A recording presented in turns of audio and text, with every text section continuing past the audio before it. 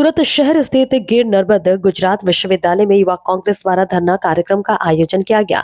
कार्यक्रम का उद्देश्य भूमि बचाओ आंदोलन था। इस कार्यक्रम में कांग्रेस के लोगों ने आरोप लगाते हुए बताया कि नवरात्रि में विश्वविद्यालय की जमीन बिल्डरों को किराए पर दिया गया है, जिसको लेकर कांग्रेस पार्टी के कार्यकर्ताओं ने विश्वविद्यालय में धरना प्रदर्शन किए और विश्वविद्यालय के कुलपति से इस्तीफे की मांग करते हुए दिखाई दिए। विपुल उदनावाला, सूरत शहर कांग्रेस प्रेसिडेंट।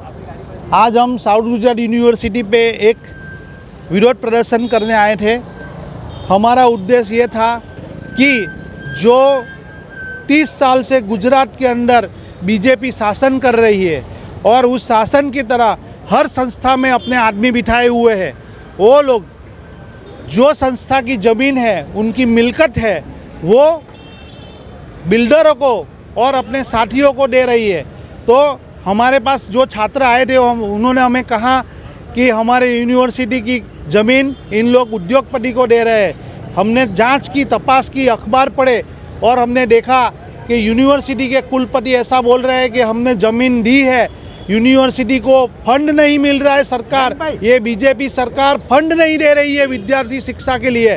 वो फंड इकट्ठा करने के लिए हम यहाँ पे ज़मीन भाड़े दे रहे हैं, लेकिन ये उसका एक बड़ा षड्यंत्र था कि हमारी जो आस्था का प्रतीक है नवरात्रा, उसका बहाना लेके ये ज़मीन कुछ दिनों के लिए नहीं, परमानेंट उस उद्योगपति को देने का एक षड्यंत्र था। वो षड्यंत्र कांग्रेस जान गई और मैदान में आ गई। कुलपति जो शिक्षाविदित कहते हैं अपने आप को, लेकिन वो जब से शासन में बैठे अपना मुंह काला करा के और दलाली का धंधा करते हैं ऑफिस में बैठ के, तो उनको मैं कहना चाहता हूँ, हम कांग्रेस वाले शिक्षा के लिए भाड़े से लेंगे, आप बैठना, हम दान देंगे, लेकिन आपको पटाना पड़ेगा कि आप ये सरकारी ज़मीन क्यों ले रहे हो और किसके लिए ले रहे हो, वो भी षड्यंत्र की तरह, और किसी को बताए नहीं सरकारी प्रक्रिया के लिए अपने आप को, अपने साथी को बुला के मुफ्त में फ्री में ज़मीन दे रहे हो, वो कांग्रेस नहीं चलने देगी, आंदोलन करेगी।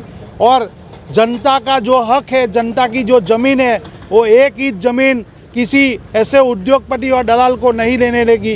ये कांग्रेस ठान के आई है आंदोलन करने के लिए। कुलपति को बर्खास्त नहीं करेंगे जब तक ये शिक्षण विरोधी ये सरकार नहीं, जनता उसका विरोध करके नहीं छोड़ेगी, हम लोग उसको नहीं भगाएंगे पूरी सरकार को, तब तक हमारा आंदोलन सही तरह से जनता की सरकार नहीं बनेगी, तब तक हमारा आंदोलन चालू रहेगा।